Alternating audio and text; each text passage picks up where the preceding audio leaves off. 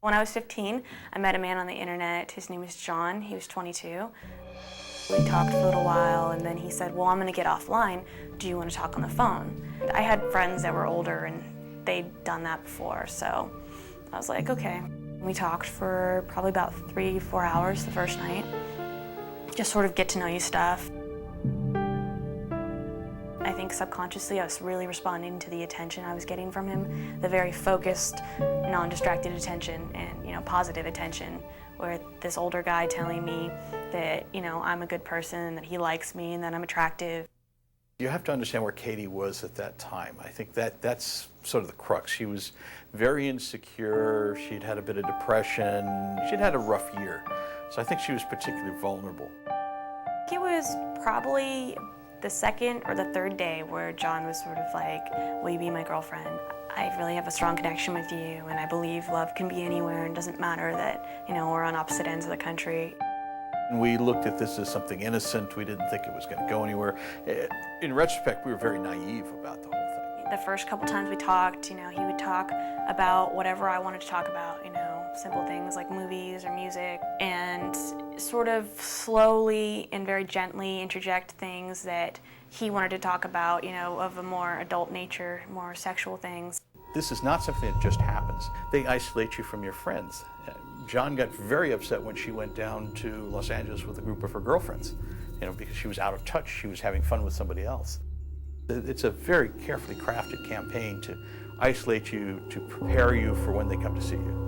I told my mom that John wanted to move to California, and he'd been planning to move since before we met, and that he was coming to look for a place to live.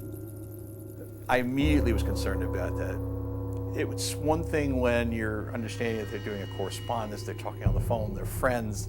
It's something entirely different when a 22-year-old man is flying across the country to see a 15-year-old girl. I was very concerned, but I also knew that it would be a major rift between Katie and myself if I were to say, no, this fellow can't come out. So I really didn't know what to do. As luck would have it, in connection with my work, I had met Officer Mercer, who was with the Internet Crimes Unit, so I called her up and I said, I'd really like some advice on something, on how to talk to my daughter about an issue that's come up. I expressed to him I did not feel it was safe, that he stayed at their house, that they had never met him, that I believed that he fit all the signs of a predator. The phone calls, the constant emailing back and forth. Her words were, he's very definitely into your daughter.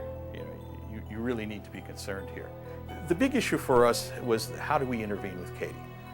I had gone through a great deal of thought about, what I finally came to is the realization that, my daughter's probably going to hate me for the rest of her life, but she'll have the rest of her life to hate me, and I think I can live with that.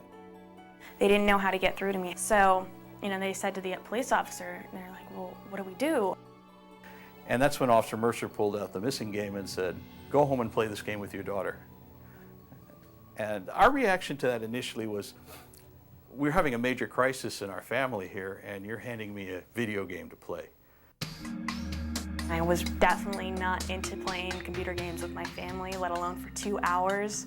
So I looked at them and, I won't use my exact words because they were a little colorful, but it was along the lines of, no way, are you crazy? But I didn't really have a choice, obviously. Parents basically dragged me kicking and screaming and sat me down in front of our family computer. The Missing Game is a really great game. It's about this boy, Zach, who lives in Canada. And Zach's not really having the best time in his life. His parents just split up. He's getting bullied at school. His dad's working extra hours because his mom's gone now. And Zach's feeling kind of lonely and a little angry and sort of, misunderstood. I think he's about 13. And he meets this man on the internet named Phantasma, the person who's playing the game as the criminal investigator. And you go through Zach's computer files and onto his website, and you have to play games and solve puzzles, collect clues to find out where Zach is before he's taken over the border and disappears forever. It really is a good game, just as a standalone game. My son and I both play computer games, and we actually enjoyed it. Within about 10 minutes, everybody was hooked. All of us wanted to see how this game would play out. If my parents had said, you can leave, you can go back to your room, I wouldn't have. I was so sucked in. Actually, in fact, at one point, my brother and I told my dad to get out of the way because he was typing too slow. As I was playing the game, I started to notice these really weird coincidences, like just things that Phantasma, the predator in the game, were saying and doing were really absolutely identical to things that were going on between John and me. Things he was saying, like phrases word for word, things like sending gifts. Sort of these red flags were kind of popping up.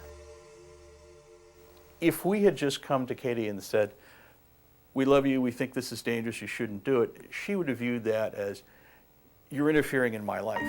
I love this guy." She would have made a very dramatic Romeo and Juliet type of thing out of it. And more than likely, she would have snuck off with him. And at that point, we're totally out of control. We have no idea what might have happened. I didn't feel like I was being taught. I didn't feel like someone was saying, beware of internet predators because they'll do this, this, and that. It doesn't say anything about predators. It just shows you. You just experience it. At the end of the game, she was very, very receptive to us coming and then giving that same message of, "I love you, we think this is dangerous, we really think you shouldn't do this." I think it was a relief. I think Katie was reaching the point where she was uncomfortable in the relationship. Certainly being pressured to have sex was not something that she was ready for. So she really, I don't think she knew how to deal with the relationship. The next morning, Lou called me and said, "I can't believe it. She decided not to have him come, and she did it on her own. We didn't even have to tell her." This game gave him the tool to open up the communication about her relationship with John. If John was a predator, that meant that the last 3 months of my life had been a lie, that this man had been lying to me, manipulating me, and using me. And that was a really painful thing to think about. Katie's big feeling after all this was, how could I be so stupid? One of the things I think that helped us get through this was all of us took the attitude that this is not Katie's fault. This is not something she's done wrong. This is somebody that is smarter, older, knows the world better, and she was acting like a 15-year-old girl. And I got a phone call from Officer Mercer, and Officer Mercer said, "Well, I checked it out, and he's actually wanted by the FBI, and we don't know where he is."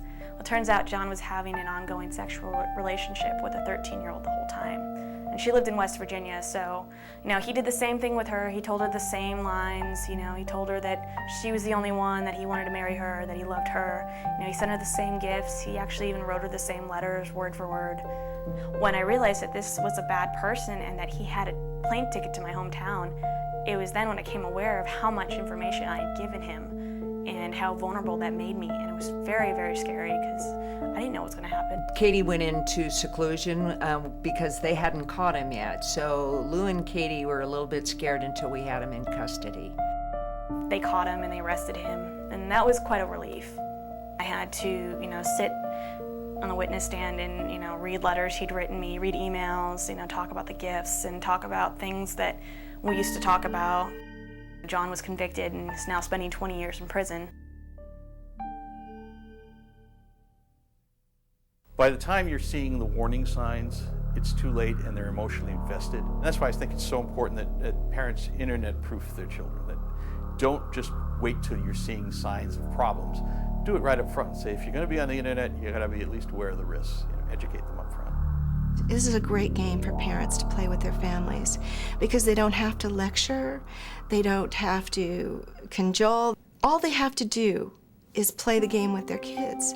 That's the beauty of the game, is because if the kids will play it, they will get it themselves. They'll internalize the message of internet safety. And that's what we're most concerned about, is making them their own first line of defense. WebWise Kids has chosen a positive, preventative approach to this issue, and we've reached millions of children across the United States. It's stories like Katie's that make what we do important, because we want to prevent these children from having the lifelong effects of an encounter with an internet predator. The mission of WebWise Kids is to empower today's youth to make wise choices online. And we believe that wisdom begins with you.